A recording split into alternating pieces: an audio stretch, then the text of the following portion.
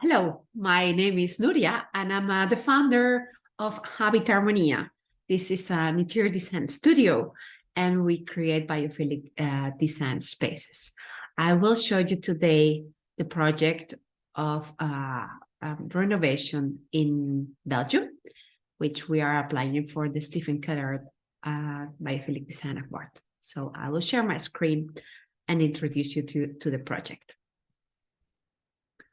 We will talk about this case study, which is a renovation of a passive house project with biophilic design philosophy in Antwerp, Belgium, by design studio Habitarmonia.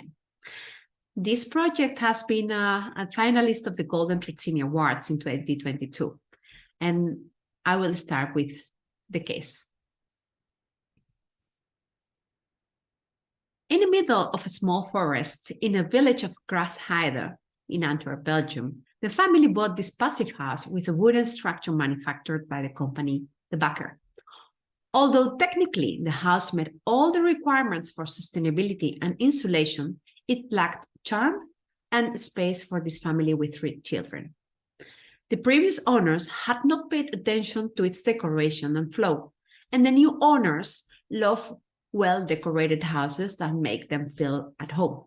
So it was then that Habitarmonia was approached to create a home where this couple with successful jobs could find peace and quiet, where their children would feel safe, and where the family could reconnect with the beauty of the forest outside. At Habitarmonia, we work with a holistic approach by implementing biophilic and well-being design. So the first main step when starting a project is to analyze the future inhabitants, not only their tastes, hobbies, and habits, but also their personality types, the knowledge about nature connectiveness, the types of emotions and feelings they want to get from the spaces, and indirectly, we analyze if any of the inhabitants suffer from any kind of health or cognitive problems. So once we defined the key points for the decoration of the house, we co-created a color palette, created a mood board, and held some sessions in which we advised our clients on different aspects related to health and well-being in their home. This was their aha moment.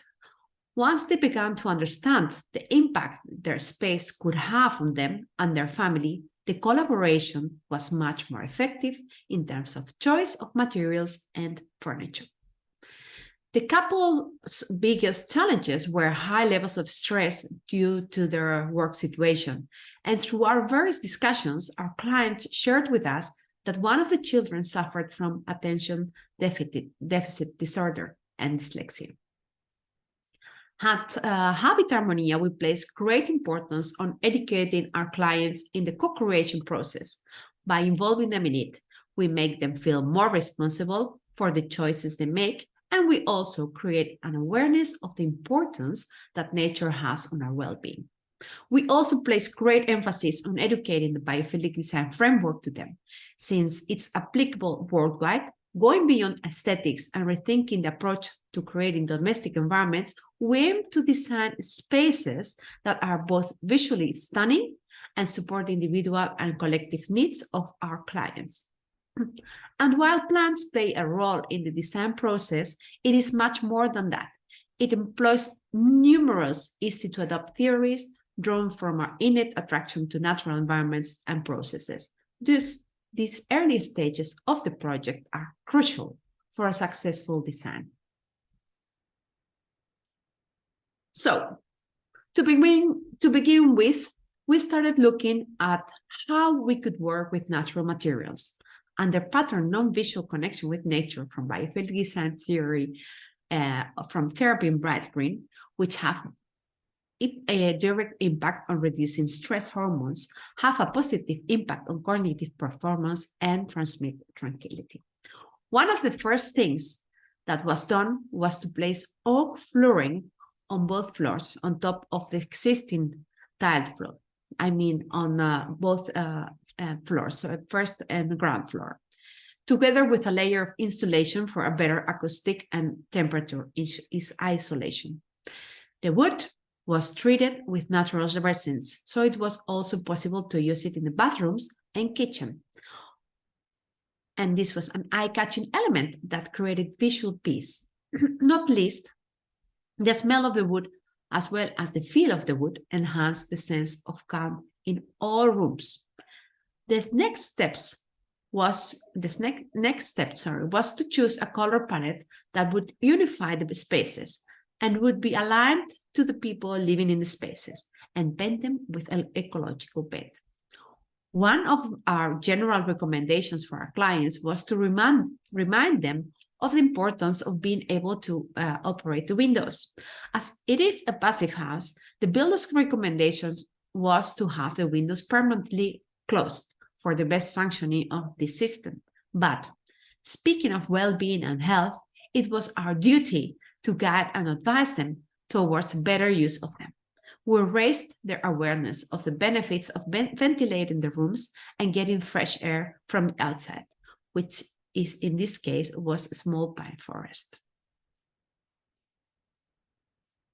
We will talk about the living space. The living space consisted of a large living dining room, slightly divided with the kitchen. So to make spaces more welcoming, we included a wooden bar in the kitchen to convey warmth.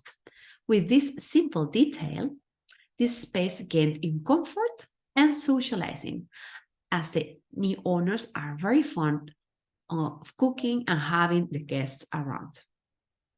In the dining room, we used some of the furniture that the couple brought from their previous home.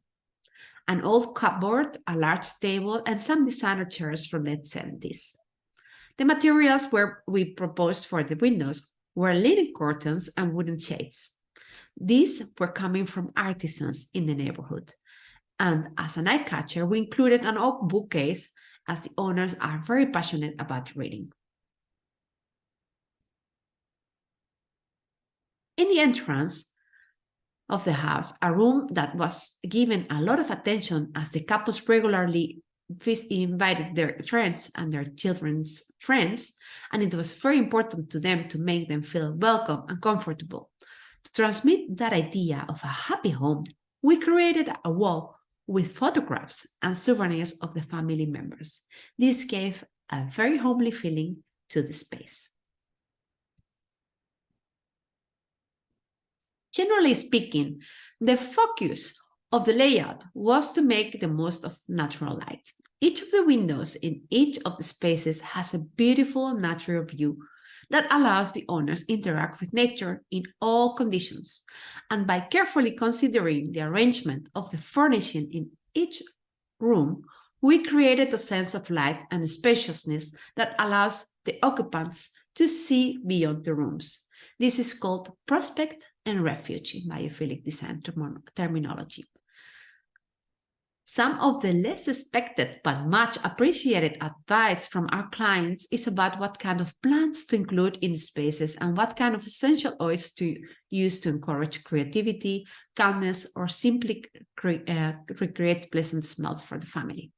In biophilic design, we pay a lot of attention to all the senses, as it makes the experience of the spaces much more interesting. And therefore, any smell, taste, or sound that connects us with nature will promote the benefits we want to transmit to our clients. Our aim when designing a project is not only to create an aesthetically beautiful space, but also, and above all, to achieve the maximum healing effect applied to the intended spatial purpose and the corresponding functions of the assignment. Implementing the appropriate design elements is capable of supporting not only the highest quality of life, but also supporting people in their healing and recovery from emotional and physical illness. The design of this home is clearly curated, but it never becomes intimidating or overly made up. Everything feels comfortable and welcoming, immediately putting people at ease. In its apparent simplicity, this project shows the importance of interior design in defining how people feel in a space. This home is clearly a space to live and not just one to admire. Thank you.